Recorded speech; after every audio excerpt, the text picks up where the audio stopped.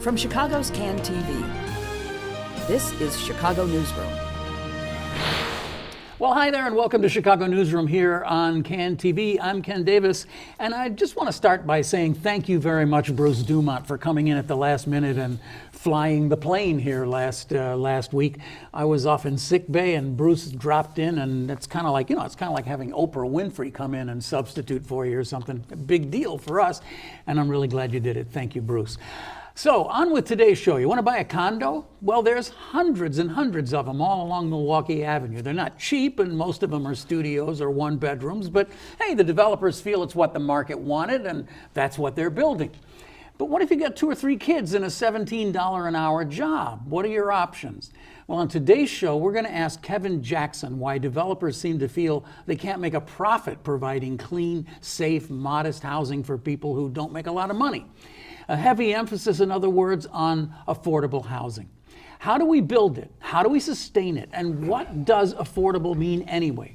Mayor Emanuel's offered up the Affordable Requirements Ordinance, and we have a Neighborhood Opportunity Fund. And yesterday at City Council, we heard earnest appeals for ways to save what affordable housing still remains in Little Village and in Pilsen.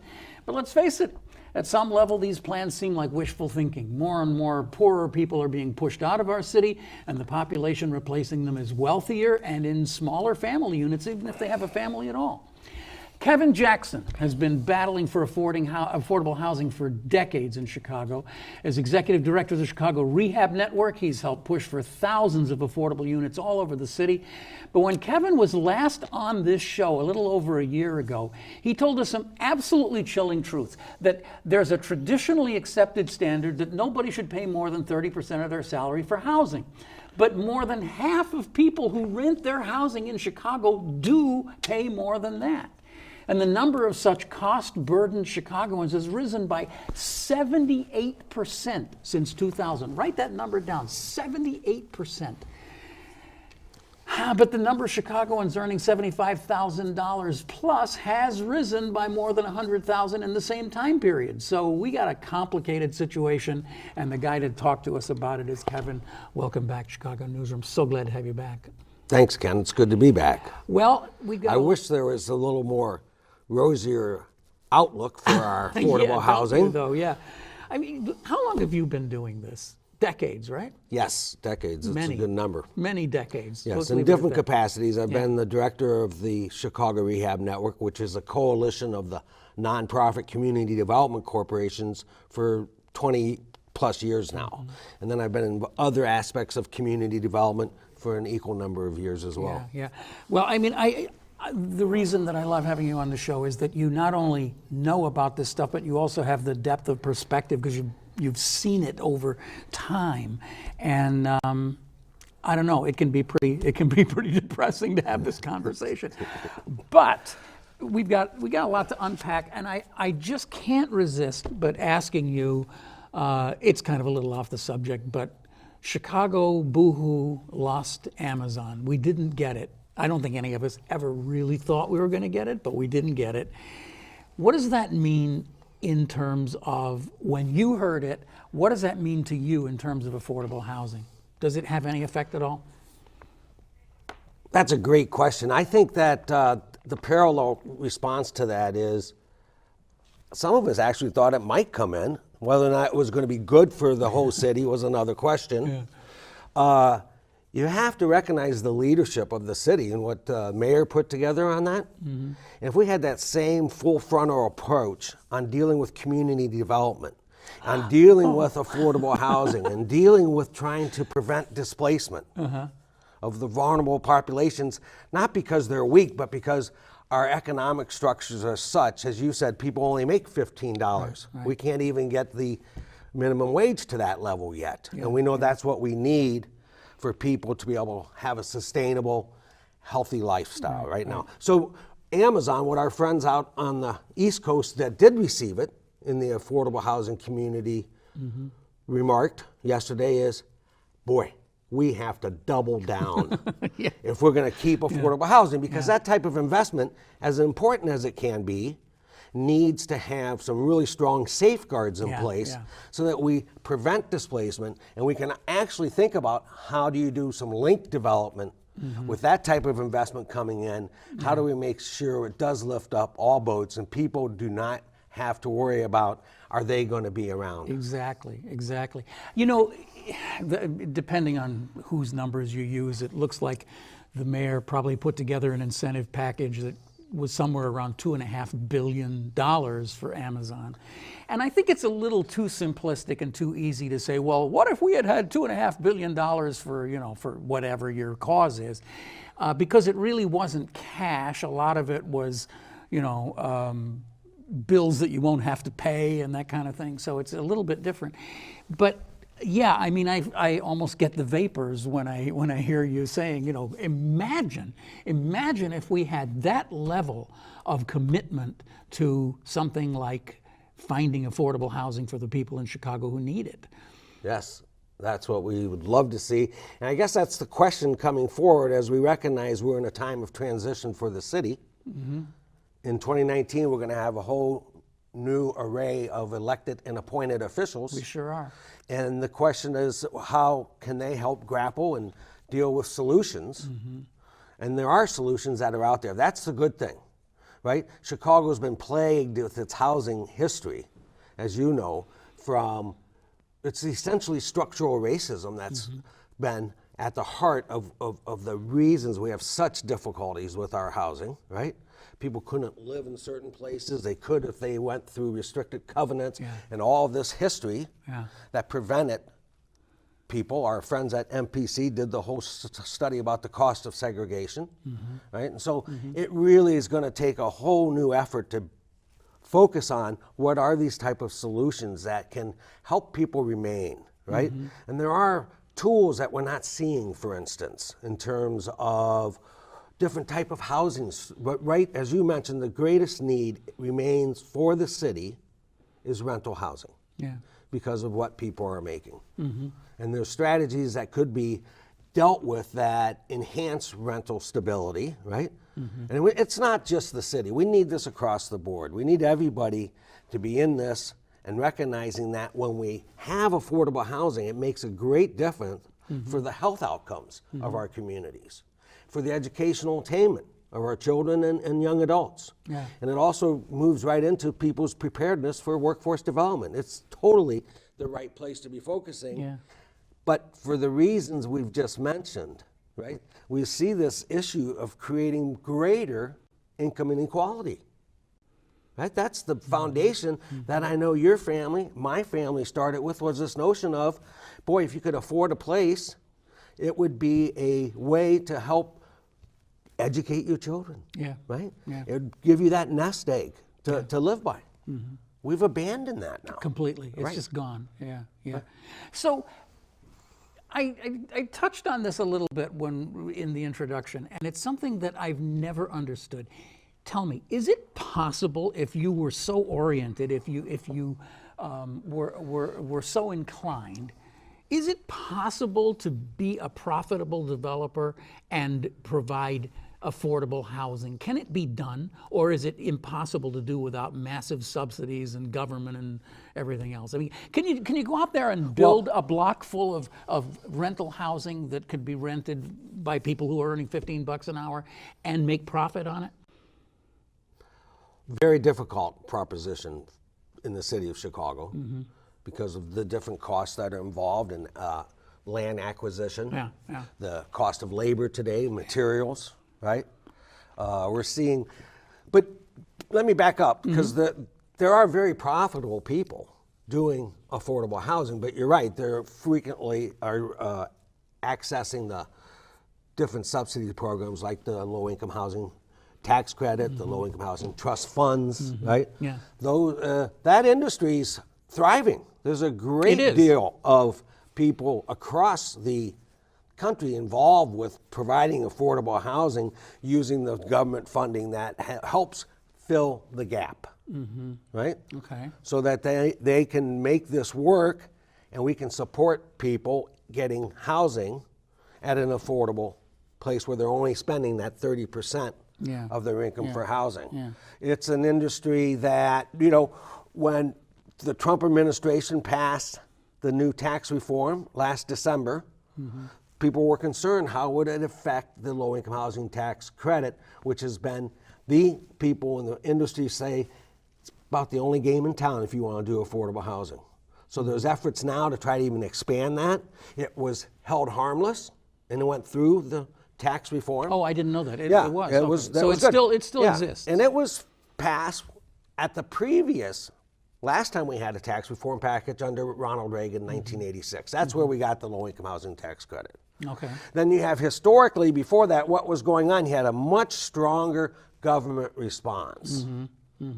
In the 70s, some of the programs, there was a lot of hope that we were focused on lessening this gap of people struggling to afford a place to live. And come into the 80s, the Reagan era, we start to see this across the board reduction of that level of support, and it ends up with the tax credit, which is a great tool, but it doesn't serve, your developers will tell you, it serves more around people who make 60%, 80%, Okay. 50% of median income. It's not serving that $15 Yeah. level. So what seems to be really important here is that a lot of this is federal. It's like, I mean, even if Chicago were wealthier and stronger than it is, it might not be able to do this on its own. It needs federal tax support and tax credits in order to make it work. Yes and no. There's other programs that, that's the 500-pound gorilla of affordable housing is the low-income housing, 9%. There's 4% tax credits. I don't want to go too deep into this, but there is a program that the city has that's called the Chicago Low-Income Housing Trust Fund. Right. That's been around since the late 1990s. It's something the advocate community organized for and won. I remember, Incredible effort. That today, that was one of the things that we called for increasing, because yesterday the city just put into the city council the next 5-year housing plan. And our recommendations at the Chicago Rehab Network was, well, let's take that low-income housing trust fund and serve 3 times as many families, at least, if not more, because it's such a good tool. And what it does is it supports landlords housing people who make 30% or less of income. They pay that what they can. If it's $30 and the flat's going to cost you $100, the trust fund's going to pick up the 70, so the landlord's whole. And where does the money come that fills the trust fund bucket? Where does that come from? That's a great question. we have a great study on that we've looked back, did a look back for 15 years. And one of the places that it historically came from was what's called the corporate fund. Meaning that's tax money. Tax money from the city of Chicago. One of the, unfortunately, the corporate fund had a high at one time was $7 million. Last year it was only at $500,000, and this year it's zeroed out in the 2019 budget that was just passed yesterday. So we're not putting any corporate. Is that because money's going somewhere else, or? Well, or they've got a lot of things. We know the budget issues around the city of Chicago are extreme. And they're difficult. I mean, the people are working on this stuff. This isn't trying to make light of how challenging these environments are. I mean, the city is, magnificently growing in certain areas. The Plan Commission's talking about all these new developments of 7,000 new residential units. 70-story office And then towers. we still go to neighborhoods and we see depopulation. We go to others where there's gentrification and people are, so there's a real nexus of activity here that one of the solutions is to focus on how do we keep people in their homes? How do we strengthen investments where we're seeing depopulation, right? So that kind of stuff's really important. But back to your question about where does the housing trust fund come from? The reason they zeroed out the corporate funds for the next year is because they're going to fill it with home funds from the federal government, right? They're going to use the Affordable Housing Opportunity Fund to fund it, and they're going to use some money from the state. So they're going to they're level kind of shifting fund it from yes. city money to state and federal money. Correct. Okay, but it's still not as much as we had before, though, right? Or It's is it pretty level funded. pretty level? the point that people were hoping to see through this process is let's grow that amount. Yeah, exactly. That's a tool that is a win-win program that really makes sense. You've been calling for like a 3 times. Let's start with that, right? Yeah. Because here's the way we're thinking about it. Look, the city has some brilliant people working on this in the department. Right? This is not about personalities. This is about priorities and how do we think about it, right? The issue was to say, let's get that to grow and not use it as a supplant. One of the aldermen said, Joe Moore, the chairman, at the hearing, he says, well, this is kind of what happened to the lottery and education. We were told if we pass the lottery, we're going to grow education dollars, but instead it's the planet, right? Right. We're hearing the same thing, right? Yeah. So what also we were calling for is there's the real estate transfer tax.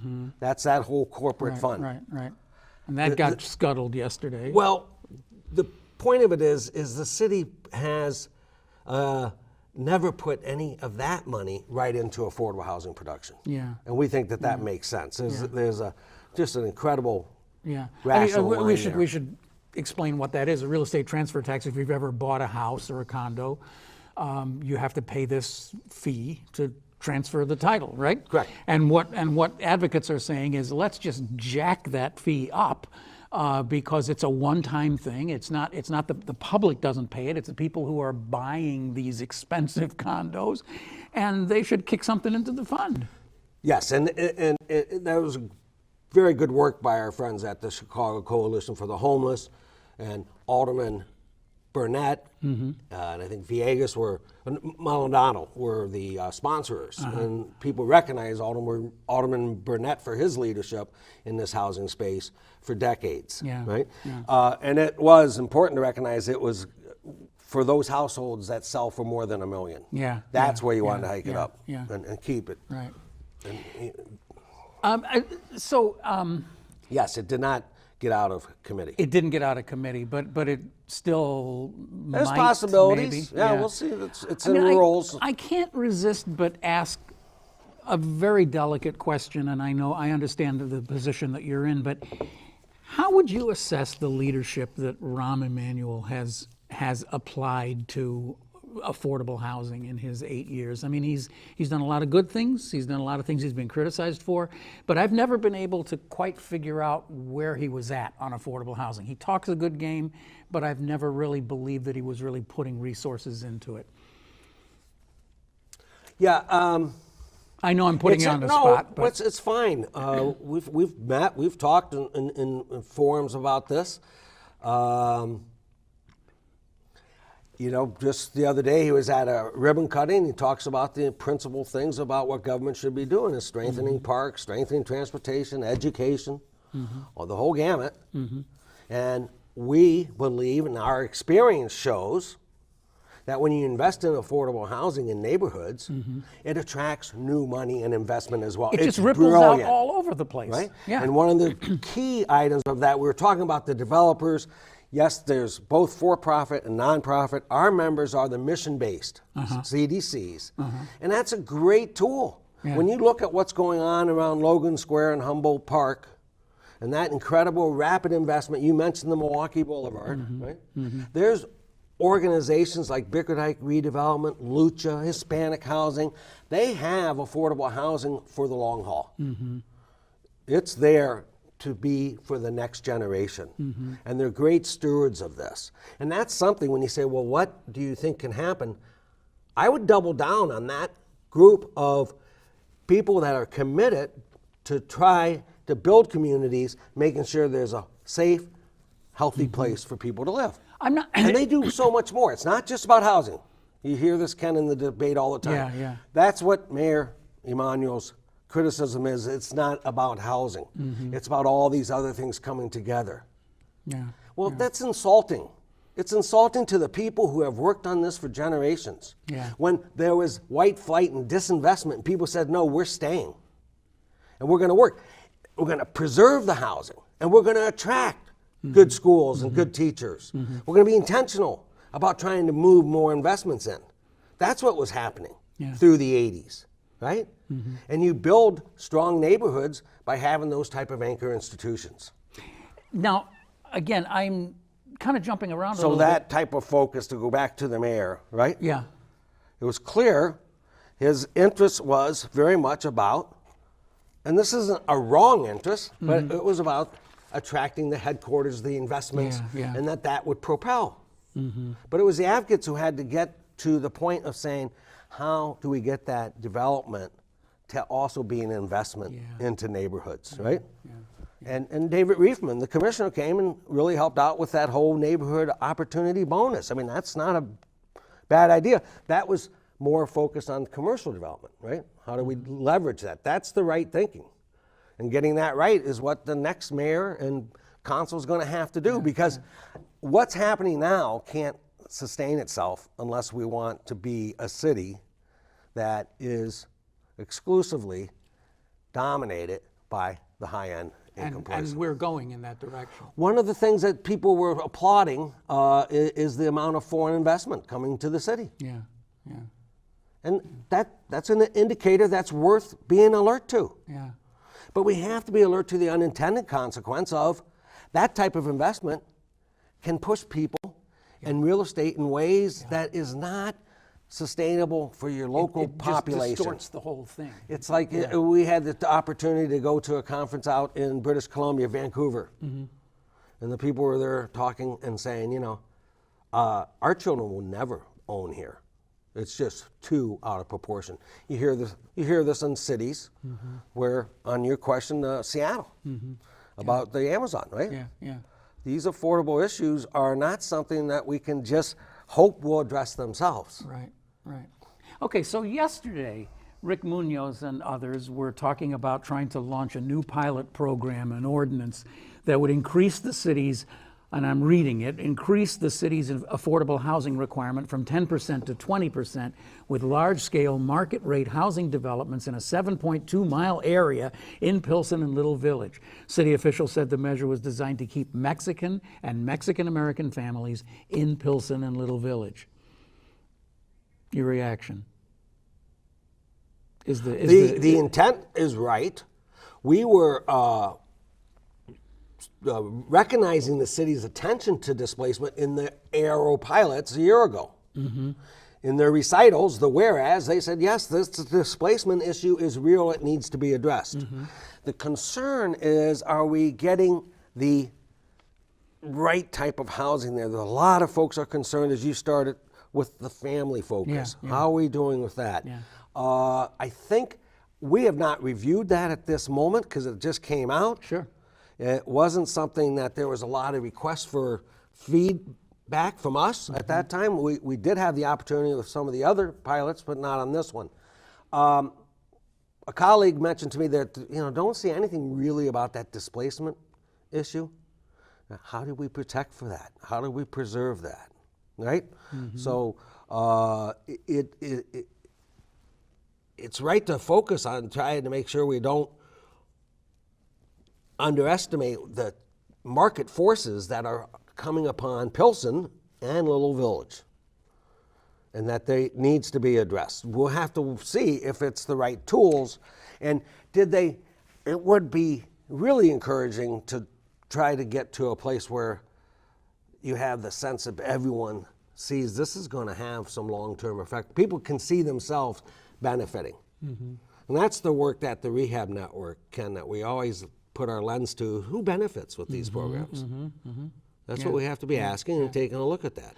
So this is the part that I've never understood. I mean, it's like when a neighborhood just suddenly begins to pop along the 606, along Milwaukee Avenue, all these places that we're so familiar with, is there a moment beyond which the situation cannot be changed?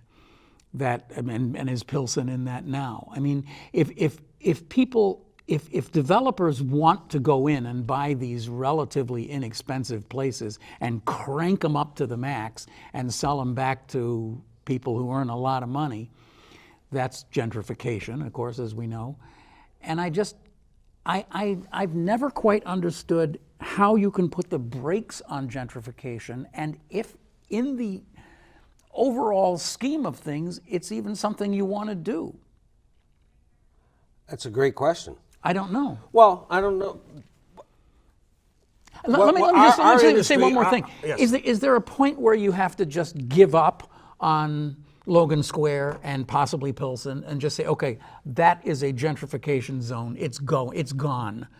But let's see what we can do on the west side or something like that. Our vantage point and our perspective about this is, if you're just talking about the investment, you've got to respect market forces. It's a very powerful dynamic. Right, it is.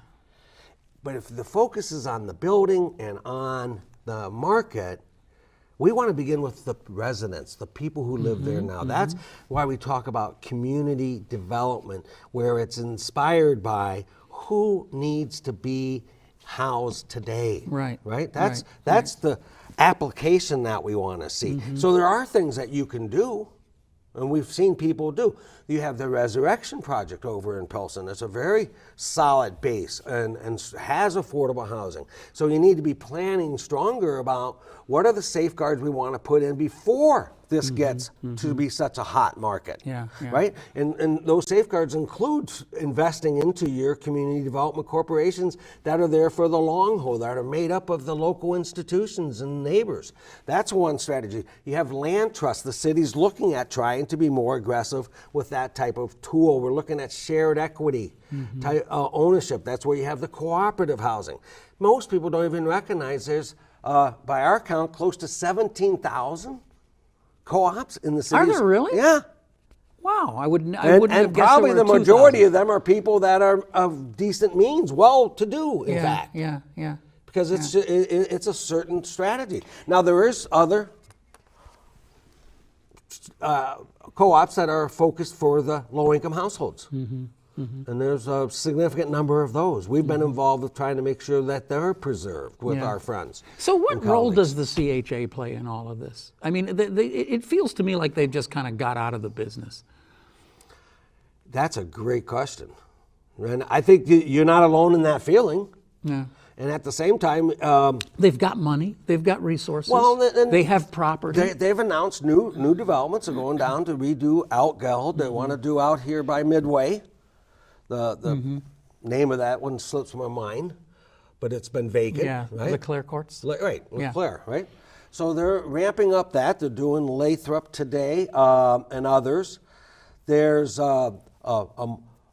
are a very important institution, right? In terms of the resources, as you're mentioning, from investing in, and they've been a part of the whole plan for transformation, right? And that's been something that we really need to take time to investigate about. How is it going? How did that all work out? There's a lot of concern about I could give you a quick answer for how it went. Yeah, you mean the plan for removal or whatever the other people have called it. Yeah. Again, apropos of nothing, but also yesterday, just out of nowhere, we got a Department of Housing back, right? I mean, when did the Department of Housing get wiped out? Was it like 10 years ago or something? 10 years ago. 2008 was the last year. So we used to have a Department of Housing and a Department of Planning and all that. And buildings and zoning, they were all. So let's see, that would have been prior to Rahm Emanuel then. That would have been Daley. That was Daley. Daley said, we don't need this anymore. The rationale that we understood then, and we think there was some progress with that, is the departments were too siloed. There wasn't enough thinking about the interaction and what needs to happen. And as my members would say to you, it wasn't just, boy, we need better interaction. These departments had to sign off on something. Yeah. And it wasn't uncommon that somehow there'd be a brick and you don't even know what happened. I thought we're going to the table to close. Right? So it just wasn't as seamless as it needed to be. We understand there's been a lot of progress there. So I don't know of an advocate that said, well, we want a new Department of Housing. But we woke up with one. You got one. Today, didn't we? And then we don't even know what's going to happen But next. it's got like $1 million budget or something, which, So I mean, what this is the happened city on of that? Chicago, that's like pennies. The numbers that we reported to our community as well as to all the elected aldermen and the mayor's office is, in 2008, the Department of Housing alone had $34 million from the corporate fund alone. Tax money going Right. into development of housing. And staffing, right, of that department. How much did you say again? 34 million. 34 million. Now, the whole department budget is higher than that Yeah. back then. You add your tax credits, you add yeah. other funds from the state. Yeah. So it gets huge. Fast forward, our 2019 Department of Housing, the contribution from the corporate fund is $4 million. I was talking to a business leader about that, and he goes, well, that kind of explains the state of neighborhoods.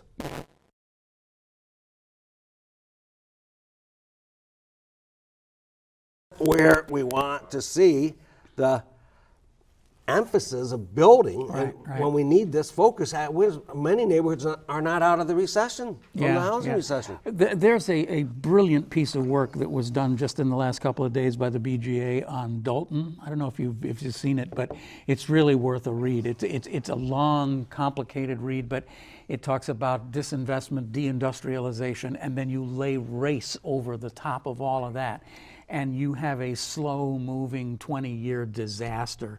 And many of our neighborhoods in Chicago are not terribly different from that, and have not been reinvested in 20 or 30 years. And I can't help but think that that should be one of the responsibilities of our government, to try to seed that kind of investment. That's been the promise of community development since its inception, right? Is to make sure there's strong organizations that are building housing and stewarding the assets of those communities. And a lot of our colleagues would disagree about the analysis about what's going in all these neighborhoods.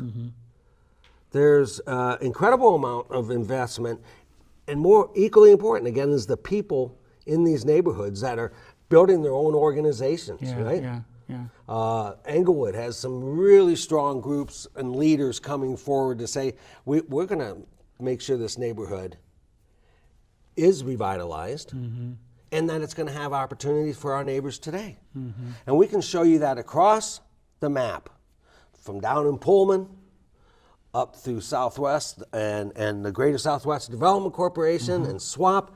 Over there, that's the Southwest Organizing Project. Excellent work, right? And it goes across the footprint of the city. But that just shows you how monumental these problems are. And I did hear a bit of that Dalton story this morning.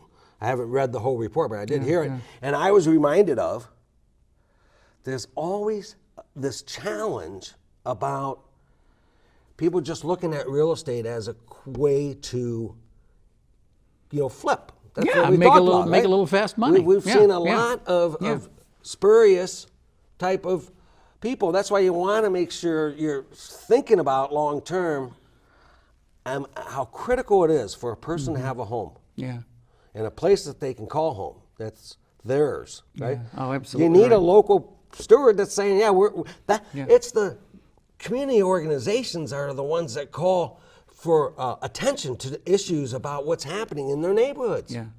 It's not coming from downtown. Right. We want that important kind of framework of these organizations strengthened and invested in. Believe it or not, we're down to our last 2 minutes, and No. yes, I'm sorry to say, but I did want to just ask you about the AROs, the Affordable Requirements Ordinance. We talked a lot about that when you were on the show a year ago. Have they had any positive effect at all? I mean, we should say what that is that if you build a great big condo building or something, and you don't really want to have poor people in your building, you can just pay a fine to the city, and they use it for theoretically spurring other development in other places. And millions and millions and millions have been put into this program. Has it done any good? Yes. It has? Yes. Okay, good. I'm glad to hear that. It certainly has done good. It's raised. So, despite us wanting greater corporate funds in the trust fund, that AHOF money is what it's called now. The ARO goes into the Affordable Housing Opportunities Fund, right? So they're investing there. To Emmanuel's credit, they've come out with new programs that they're trying to think about spurring home ownership. Okay. for working families. And they're using that money to pilot there. I'm happy so to hear there's that. some good pilots that they're trying to figure out. There are people that are aggravated that when they're built on site, they should be larger, but there is a development kind of principle where it's lined up. If I'm doing all, 1 bedrooms, that's probably what the pro forma is going to work for. It gets hard to start moving. They could, but that's what some of the complaints are. We want to see more family in an era where we're seeing smaller units being developed, right? And it seems to be working. There's a sense that is some housing types that people prefer. The folks aren't going to build it if it's not working, right? So the fun has been important. With the pilots, you've seen them come on, and I understand this is part of what the Little Village model is in Pilsen, is instead of being able to pay out in lieu of fee that you just mentioned, you have to build on site now, right? So we're seeing some of that, not at the level that some people were prognosing that this would happen at this level. I think that it's, from the numbers I've seen, it remains an excellent tool, a smart program. I'm glad they're expanding it. Some of us felt it should be in the whole city, right, when we have that type of requirement. So, and there's always the questions about, well, is that the right tool? The point is we need a lot more tools. Well, that's actually a kind of an optimistic place to stop, that maybe some of this is starting to work. I don't know. Kevin, it's just such a complicated matter, and it just goes to the heart of what we want to be as a city.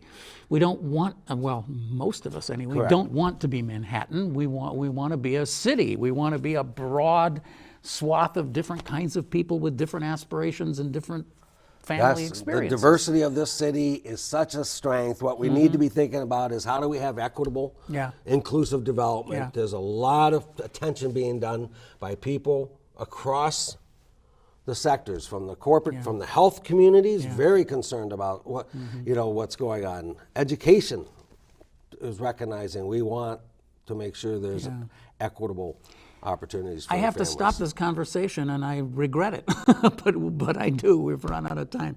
So thanks. I know I can probably entice you to come back again sometime, and we'll just carry this conversation You know on. what I think we should do is take a tour. All right, we'll do that. Would be We'll good grab to some see, cameras and right? do a tour. Our community is going to be out on one of our training visits tomorrow is to learn about construction management, and they'll be out on site, and it's an amazing city. I'll bet it is. I'll bet it is. In places you never expect. There's people, right, that have that interest of saying, we're going to stay here and make it a great place. We have to go. Thank you, sir. Thank you, sir. Thank you for being here. You're watching Chicago Newsroom here on CAN TV. Thanks to Kevin Jackson from the Chicago Rehab Network. I want to play you a piece of tape that we recorded a couple of weeks ago, and because of other problems, we just weren't able to get it on the air until now. Madison Hodges from the aforementioned BGA did a beautiful piece about the lack of success, let's just call it, of blue cart recycling in Chicago. Turns out it's a complicated mess of private sector and public sector, and they're trying to compete with each other, but they're not really competing, and the private sector has an interest in the landfills and so on and so forth. I want you to watch this, and I think you'll really find this enlightening, and we'll see on the other side. Let's watch Madison Hodges from the BGA, recorded 2 weeks ago here on Chicago Newsroom. This is Chicago Newsroom. Welcome back to Chicago Newsroom. I'm Ken Davis. Now, I know all you folks are the right kind of people, so you probably carefully fill your City of Chicago blue bin with only the very much approved commodities, and you never put a plastic bag in there. And I can see on your refrigerator over there that you still got that big magnet that tells you what you can and can't put in there, so everybody's doing the right thing. But how can it be that Chicago now has, by a long shot, the most abysmal, embarrassing, disgraceful recycling rate in the United States of America? 7%. Well, if you want to answer that, you have to look behind the curtain. Maybe start with Mayor Emanuel's aggressive, innovative idea to let 2 private companies compete with city crews to see who could do it fastest and at the least cost. How'd that competition work out, you may be asking? Well, we've got some intriguing answers for you today from the Better Government Association, no less. Investigator Madison Hopkins has been looking into why we can't get it right, and she's here with us today, and she's going to tell us all of that. Hi.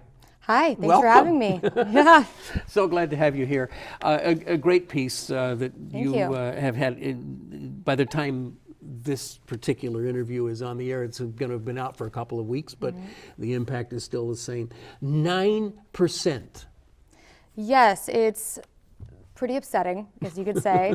And we looked at the top 10 largest cities in the United States by population and found that that's actually the lowest out of all of them. And what's more than that, during the managed competition that you mentioned in the lead-in, that recycling rate has dropped. So we are now collecting less recycling than we were when the mayor started this whole program to revamp recycling in Chicago and make us a more greener city. And that was a pretty expensive rollout of all those blue carts. I mean, the cost of setting it up was not inconsequential, I would imagine. Oh, yes, exactly. I mean, the overall program costs have been a lot at this point. The Department of Streets and Sanitation doesn't even issue exactly how much it is spent into this, but we know that just about on average it's costing about $20 million a year. So it's been going about 7 years. You got to think that's about $140 million so far into it. Wow, so $140 million just since Rahm Emanuel's been mayor. That's what we would estimate from what the numbers they're giving us, yes. $140 million has been spent to collect really low rate, not very well To recycled recycle materials. 9%, yes. And only 9% at that. Wow, I had no idea it was quite that bad. Yes, it is. And what else is interesting about that recycling rate is that's also probably just a best case scenario. How we calculate our recycling rate is once the materials are picked up and brought to the recycling facility, they're weighed as soon as they get there. And that's what we use to count towards what is actually considered in our recycling rate before they're even sorted out to see what out of those piles needs to be sent to a landfill or whatever it is. So 9% is kind of the best case scenario. Yeah. All right, so, okay, let's see, where should we begin? The managed competition. I remember thinking at the time, well, that's innovative. That's a kind of a clever idea. Let's see, because certainly Streets and Sanitation would say, well, we can do this less expensively than hiring waste or some contractor. And the contractors are going to say, no, we can do it better than all your overpriced union people. So, sounds like it was a good idea. How did the competition work out? Well, it's ongoing, so it hasn't exactly worked out in any way yet. Wait a minute, no, I think it was only gonna be for like 6 months or something, That was the wasn't it? plan. Yeah. This was one of the mayor's first moves after he came to office, says he's going to do this managed competition, see who does recycling the best, who does it the most efficiently and the most successfully, and we're going to give it about 6 months and declare a winner, or at the very least a winning strategy for recycling in Chicago, whether that be a combination of private contractors or whatever it is. But here we are about 7 years later, and there is no winner named. And what's more, we found during the investigation is that they never even really conducted an audit or an investigation of the program to establish what that winner would be or to justify its just indefinite continuation. Okay, so there was this kind of weirdly arbitrary map made of the city of 6 regions, right? When I saw it, I just thought it was kind of odd. It's not like a division I've ever seen of the city before, but for whatever reason, waste management got most of the city. Yes, so out of those 6 zones, which were created to roughly hold about 100,000 households in each zone of the cities. Of the households that receive city garbage and recycling pickup, which is single-family homes and buildings with 4 units or less. And I still don't understand exactly, how they carved it out there, but that was the size estimates, at least. They brought in map makers. Maybe that's it. So out of the 6 zones, waste management got half. Streets and Sanitation continues to pick up recycling in 2 of the zones, and 1 other zone is picked up by, the contractor is a company called Sims Midwest Metal, but they subcontract to Lakeshore Recycling, who actually handles all of the pickup over there. So there's 2 private firms, private interests, and the city crews. But this is the meat and potatoes of what you discovered. It turns out that if a private contractor discovers that the bin is contaminated, however they define, they get to define that, then they don't have to pick that bin up. Yes, exactly. That was really the crux of our reporting there, is that under the city rules, all of the collection crews, be it trees and sanitation or the 2 private contractors, get to declare a bin contaminated when they say that there's something in there that shouldn't be. But they don't specify how strict they should be with that. So that means that some collection crews could see 1 plastic bag or 1 greasy pizza box and determine that the whole thing is contaminated. And when they do that, they leave a tag on it. They don't pick it up, and they wait for the regular city garbage crews to come by and pick it up to dump the whole thing in a landfill and not try and sort out any of the good, clean recyclables in there. And the 2 contractors are paid exactly the same as if they actually pick up the materials in the blue cart, bring it to their facilities, and recycle them, or if they label it contaminated. Let's say that twice, just so people understand it. So I am a private contractor, and I'm paid to pick up this cart, and I look in there and I say, don't think we're going to pick that one up. And I put it back down. Somebody else comes up and picks it up for me, but I still get paid for picking that one up, even though I didn't pick that one up. Oh, exactly, and not just See, somebody this is else. what's so great other about government city work. crews. You know? Other city crews, right. The city is having to pay to do that for themselves.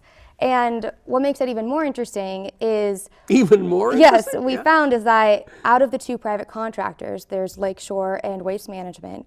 Waste Management is the only one that also has a contract with the city to accept some of their garbage in their landfill. So while Waste Management gets paid to label a bin contaminated, they sometimes also get paid when the city sanitation crews come by, pick it up, and pay Waste Management to dump it in their landfill. I can smell the meat of cooking. Yeah. Yeah. This is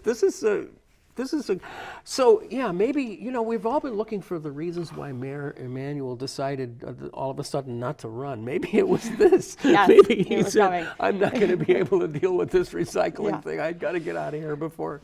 Yeah.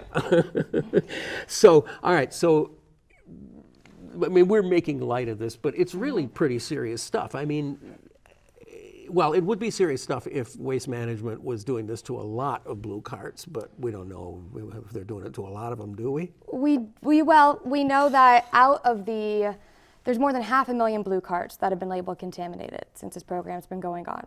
And incidents. Yes, incidents. Okay, 500,000 right. times Okay. they've labeled blue carts contaminated. And nearly 90% of those were done by Waste Management. So that's what's interesting about this. We also Wait, hold on, excuse me. The city crews can't put a sticker on it because they got to pick it up either way, right? They can. Yeah. The city crews can because there's a different crew for the recycling versus the is there? trash. Oh, I didn't know that. Okay, So- all right. Okay, so that's serious. So all right. everybody can, and so can Lakeshore. So you would think that since Waste Management services half the city, they would account for roughly half the contamination tax, right? They don't. They account for nearly 90%. We went further into it, looking at, to account for the number of blue carts in each of the zones and really try and standardize the numbers as much as possible, and found that homes in waste management zones, their bins are tagged contaminated at a rate 20 times higher than that in the rest of the city with the private contractor and the city crews. So they're clearly doing this much, much more frequently. But they also have a financial incentive to do it that's kind of staggering in a way when you consider that they might make some money on the back end with the landfill, and if they tag it, they don't have to pick it up, so that's a savings in cost, and they get paid for it. So it's kind of like a triple play thing. Exactly. It certainly raises questions about why the city hasn't looked more into these huge discrepancies that we're seeing. Well, they're going to do an audit. They said they would back in whatever that was, 14 or something. Yes, Right? So they're 2000. working on this audit. Yep. It's going to be quite an interesting audit to read when they Yeah, clearly been working on it for a long time, if that's the case. So this is all being reported in the backdrop, against the backdrop of the utter global collapse of the recycling industry. I mean, from everything that I've been able to read, it's just almost not happening anymore. Yes, there's been a lot of problems globally lately, mainly stemming from some decisions made by China regarding what type of the level of contamination in the recycling that they'll accept. So for years and years, the U.S. has exported the vast majority of their recycling to China. They sell it to people over there. And in the past 2 years, China's instituted a few different decisions to prevent just taking in the world's garbage, essentially. And so they have now said that they're, among many other decisions, they're only taking recycling that has, I believe it's less than 0.5% contamination. So that has made it really difficult on recyclers in the United States to make sure that they are either only picking up really good, clean recyclables or sorting it to a point to where it's very, very clean.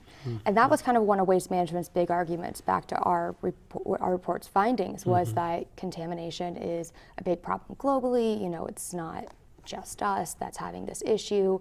But what we try to point out back to them is that, you know, yes, we understand that's the case. People are not as educated as they need to be about what can and cannot be recycled, but why are we seeing these differences between the near south side, which is handled by Lakeshore, and the far south side that's handled by Waste Management? That still doesn't account for that difference. But regardless, these changes globally are very much affecting what we are recycling in the country. I mean, I've kind of been watching this for a really long time, and it just seems like we went through a thing where glass was considered to be valuable, and then that was kind of the first one that dropped off the edge, like, oh no, we don't want any more of that. And then it gradually started happening with other, well, just practically all plastics, except for a few, and then, you know, now we're even seeing it with contaminated paper, which is what most paper is, I assume, when it's, I mean, I've never understood much of anything about many recycling programs. I mean, if you take an old newspaper and you throw it into a bin with anything else, that newspaper is almost worthless within minutes of it being in there. It would be. Yeah, right. And likewise with glass, if the glass breaks and it gets into the other things, that contaminates things. So this idea of mixed recycling is kind of a crazy notion. Yes, I've heard a lot of people say that, actually. You know, we're using a system called single stream recycling, which single stream just means the user is the single person, right? We are putting all of our recycling into one blue cart as opposed to separating out into three different, like the paper, the plastics, the glass, and all that. And we do that because it's easier for people. So you're more likely to have a higher participation rate on that type of thing. But you run into problems like what you're talking about. So it is possible to do that well. It just requires a lot of education for the residents to know exactly what can go in there, and it's a lot of work to recycle properly. It's difficult. In the earliest days of recycling, when it was pretty much you were on your own to do it, the way the city did it in the early 90s was they just found sites that were like one site in every ward, and they would put massive bins in, and you just had to go and put stuff in the right bins, which of course had a low participation rate, but its success rate was very, very high because only motivated people were doing it, and they were doing it properly. And it's when you try to include more people into it who are really just not that interested in being recyclers that then the whole contamination thing goes crazy. For sure, but you know, there's also other options. You know, we were looking at these other cities while we were surveying about their recycling rates and other aspects of the recycling program.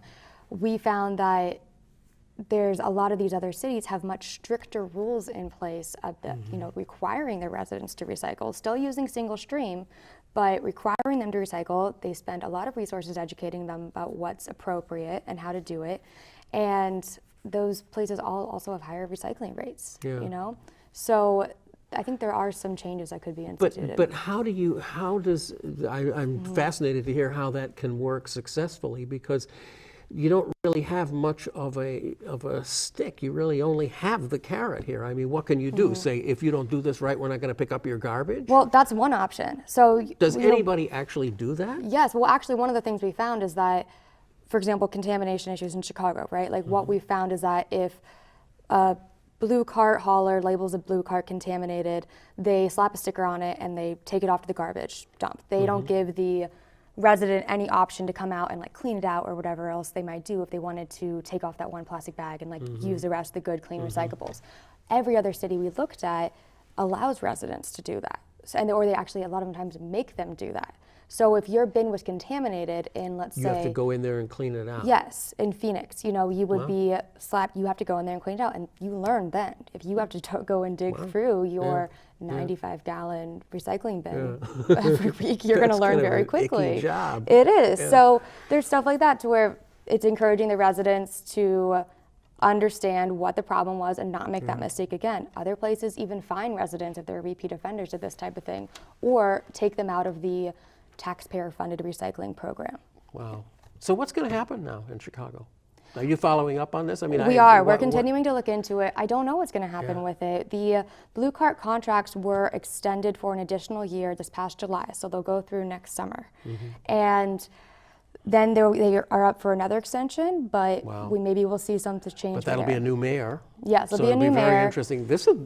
We should kind of feed this into the bloodstream of the debate on in the mayor's elections. Of We've what been are you going to talking do to about quite this? a few of the mayoral candidates about their stance on it, and we're really hoping that it becomes something that more people are at least looking at and addressing, because this program's kind of been allowed to run on autopilot for so long with nobody really diving in to understand, why is our recycling rate so low? Why does Waste Management label so many more bins contaminated? And what can we do to fix these things? Yeah, I mean, because you could almost just completely kill the entire project and save the whatever it is, tens of millions of dollars, and there would be no real net change.